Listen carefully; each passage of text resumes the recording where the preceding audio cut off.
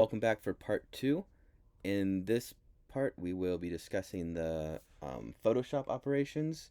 I'll be showing you a couple tips and tricks about how to make some of the edits on that are laid out in the directions. Some things I noticed, some places that I would kind of deviate from the directions, in my own personal opinion, and a couple points that I thought she has one section I thought was kind of confusing, and I show kind of just a workaround for dealing with that. All right, so to get started, the first thing that we want to do is we have our 4 layers: continents, trenches, hillshade, bathymetry. We want to make sure, in Photoshop, we always want to make sure the layer that you're working on is selected. All right, and then we will go to select, color range, and we'll just click anywhere on the white on our map. Hit OK. And that is selecting all the white pixels within this, within the frame. We hit delete. All right, it's going to delete all the white pixels within that layer. All right. The way to get rid of these little ants marking things, hit Command D. That'll deselect. If we look just blankly, you can see our continents layers minus the white. All right. So next thing we want to do is adjust the levels. And so here's a good way to point out the difference between destructive and non-destructive edits. In destructive edits, like the one that I'm going to do right now, where I'm going to adjust the levels or adjust the color or adjust some feature of the layer.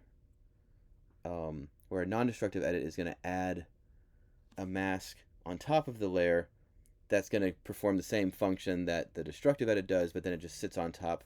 And so if you want to go back and change it, then you just have, it basically just keeps things separate, where if you do a destructive edit, you're like literally changing these pixels to something else and going backwards.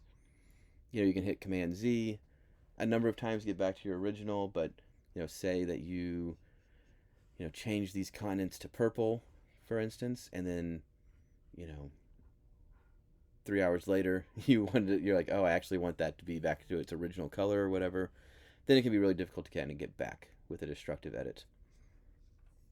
So it kind of depends on like how certain you are of what you're doing. When you'll realize the certainty of your decision. If it's something that's like, it's going to be pretty straightforward, then you can go either way. If it's something that's you might want to adjust later, going with a non-destructive option is probably better. But I'll show you guys both. So the first one is just kind of adjusting directly in the layer. So I make sure my layer is selected. This is what it has in the instructions. It says hit Command L. Right, that's going to bring up the levels. And this is basically just showing the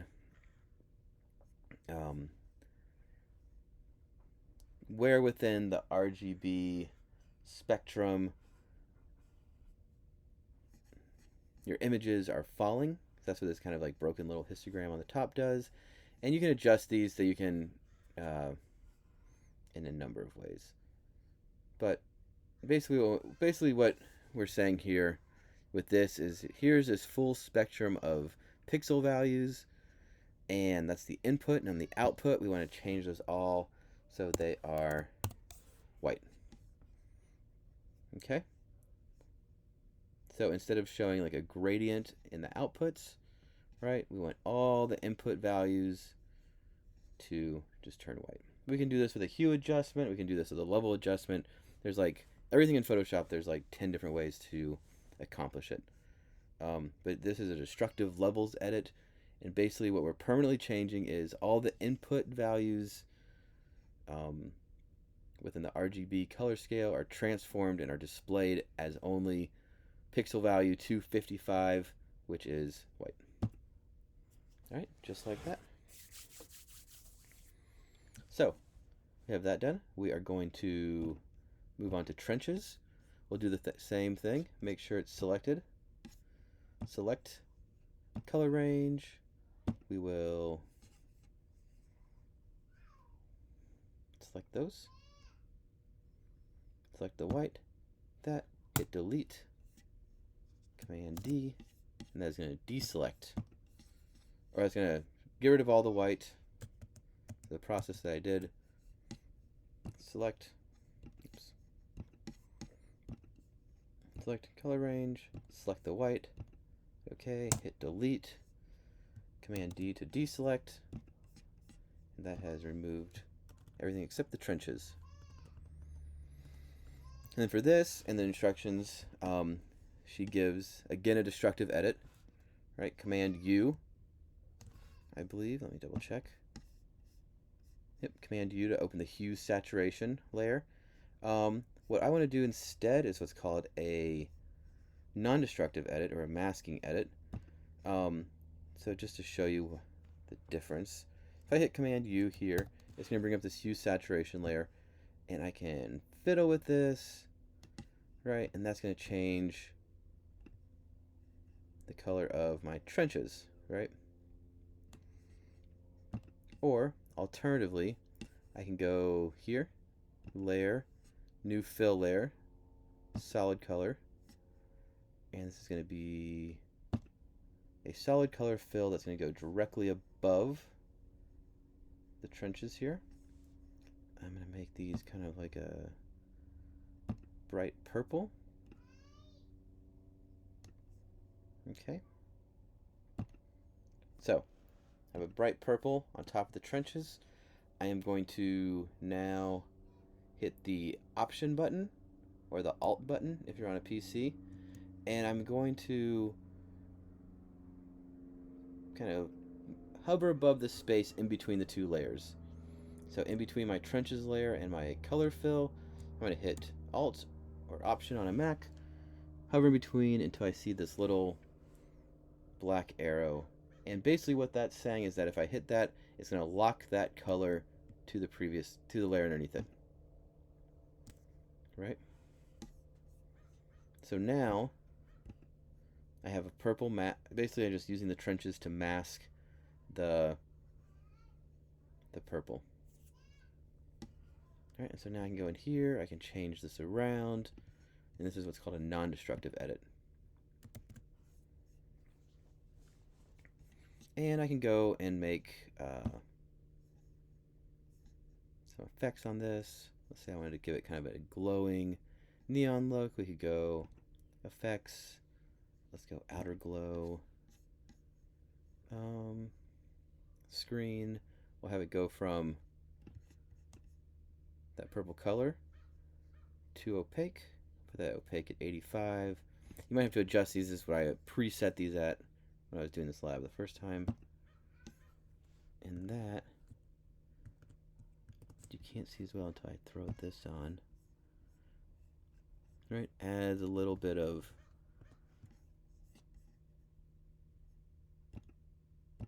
there, you can see it.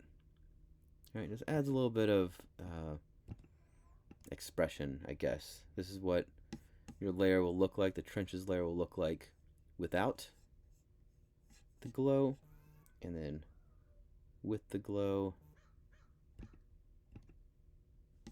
adds a little bit more to it. All right. So, looking pretty good now. Next thing I will do is turn that off. So now these two layers are linked together, and there's ways that you can kind of make them even more linked together. You can put this mask directly in there. I'll show that on a later video. Right now, I'm gonna keep it like this.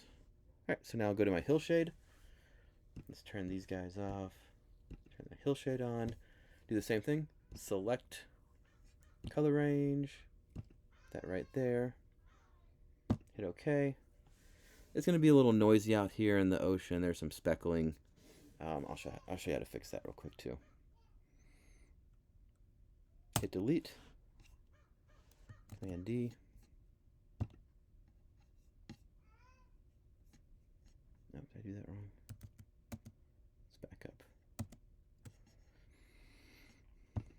All right, on hillshade. Let's try it again. Select color range. Select out here. Hit OK. Hit delete. There we go. Command D. This happens a lot with shaded relief. If we look out here in the ocean, there is some speckling, some noise. This is just kind of a byproduct of the type of data. Um, I always like to kind of clean it up to keep it from being so kind of jagged and pixelated. The thing I usually do, hillshade, filter, noise, median. This is just going to reduce the noise or just give it a smoothness. 2 is probably good. Let's see what it looks like in the preview. So that's what it was before. 2 is going to be a little bit smoother. If we were to do 3, right, even smoother. And that just gets rid of some of that like sandpapery feel in there. You know, there's a fine line between smoothing it and kind of like cartooning it, I guess, if that's a word. 2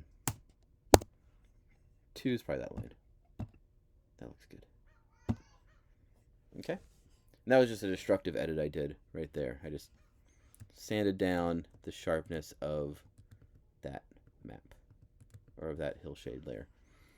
Now I put my trenches on there, right? They fit right nice into those crevices you can see in the hillshade. The continents kind of mask them. Looking pretty good. Alright, and then we have the bathymetry layer. And this was the part that I actually found confusing myself within the instructions. I was not exactly clear what it was asking, honestly, going through here. And so I think, you know, get to this point and then maybe just transition away from doing what the instructions say for step 7, and yeah, I'll show you a different way to do it with transparency and blending. So if you can figure this out, that sounds good. Maybe my brain was broken last night, which is certainly possible. But I could not figure out what she was trying to say, and so yeah, just kind of deviated a little bit. So for that, so what I did, I went to, again, select color range, make sure I'm on my right layer, bathymetry, select color range, select that, hit OK, hit delete. See? Lines up nicely. And I want to put a kind of bluish filter on here, or a bluish color. So again, I'm going to go to layer, new fill layer, solid color, and I want this one to be kind of like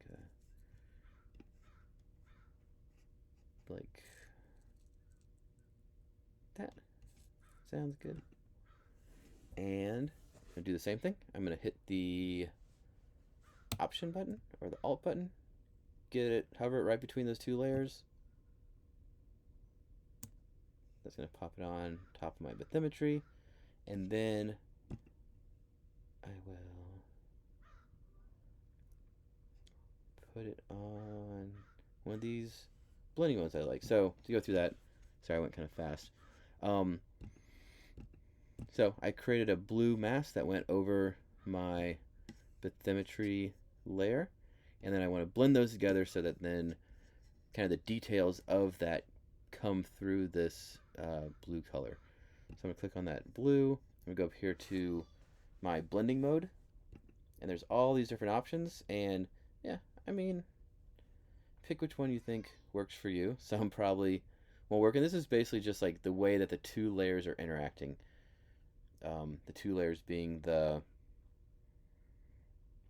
solid color and then the bathymetry in the background. I'm thinking like in color dodge. Remember, we're masking out the continents anyway, so let's try that.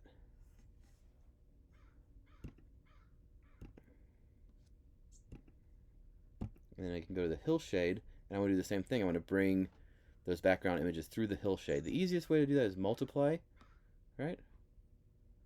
And multiply will basically just add the layers together and then create a transparency. And I'll go into more detail throughout the term of what these different blending modes are. They all kind of exist in categories. So there's, yeah, I won't get into it now. But basically, the ones that happen between these lines, dark and multiply, those all kind of exist within a family. These ones all exist within a family. these ones do. So they have different or similar type of like operational uh, equations. But for now, multiply and like kind of the go-to multiply works. All right, and so now, we have these three layers here: this hillshade, this color, and this bathymetry all kind of interacting with each other. And then if I turn on my trenches, the color, we can see those in there, and then my continents, and it's looking pretty good.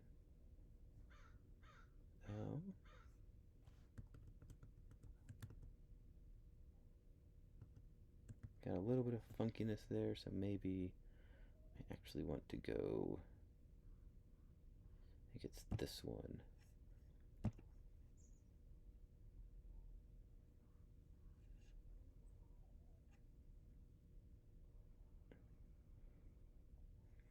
I was using this color dodge, and that was kind of like capturing the low elevation areas a little bit too vibrantly, I think.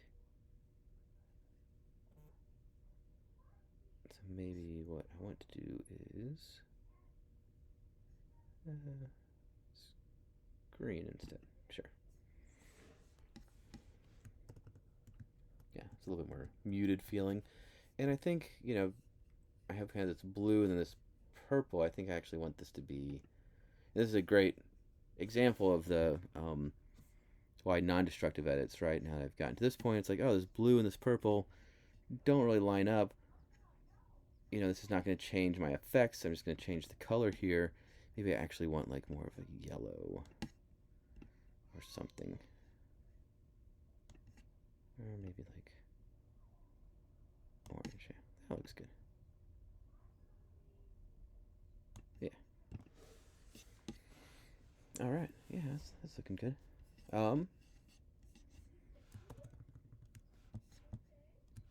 Yeah, there's some artifacts out here a little bit, but nothing too much to worry about. And yeah, pretty happy with